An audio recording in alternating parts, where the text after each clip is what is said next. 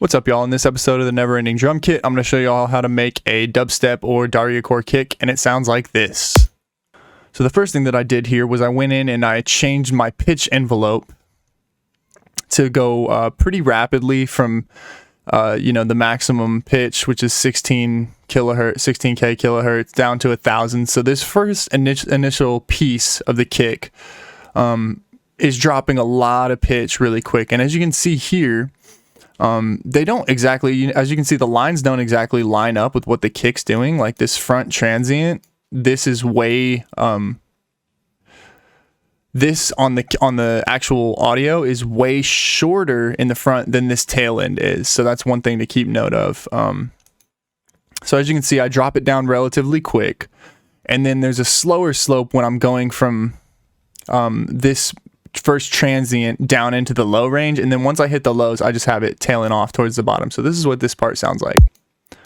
As you can see, it's just kind of almost like a zappy little kick. Then in the amp envelope here, I have this first piece, which if you look at a lot of dubstep or heavier bass music genre kicks, there's usually a cut that happens. It's like basically there's a transient that's been matched with a low end of the kick. So I have my transient in this section and my low end in this section.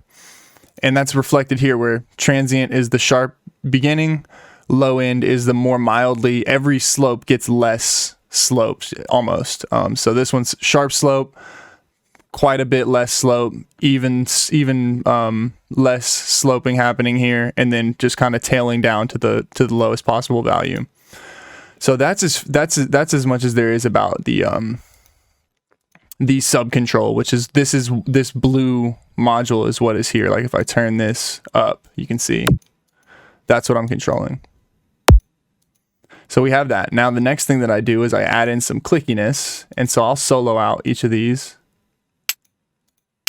So that's just your generic hat that I've placed on here, and you can actually go in and stack these up. So I have my hat there, and then I have another click, which is a kind of noisier hat. So one of them is giving some tonality, and the other one is giving some noisiness. And as you can see, it just kind of gives it like an interesting character. I think one thing that separates a really cool kick or an interesting kick from, just your standard like hits all the notes but doesn't do anything cool is just adding an interesting top layer to it. So click 1 is adding that interest, click 2 just adding a little bit more punchiness. And as you can see, I mixed them pretty far down here. Like this slider's pretty far down, this one's kind of high, but it's just because it's a pretty quiet sound.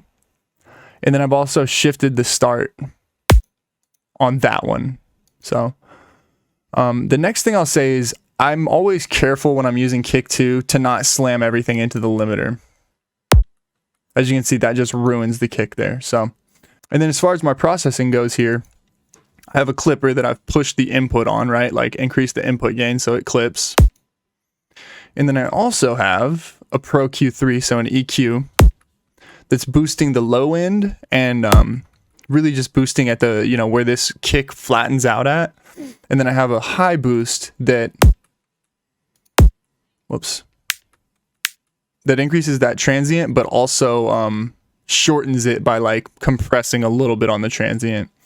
And that's just a good trick that you can use to make the signal clip where you want to clip it instead of just like boosting the gain and clipping the whole signal equally. So, and that's going to be it for this one, y'all. If you want to download this drum or any of the other drums in the kit, they're going to be in the description down below. Thanks for watching. I'll see you next time.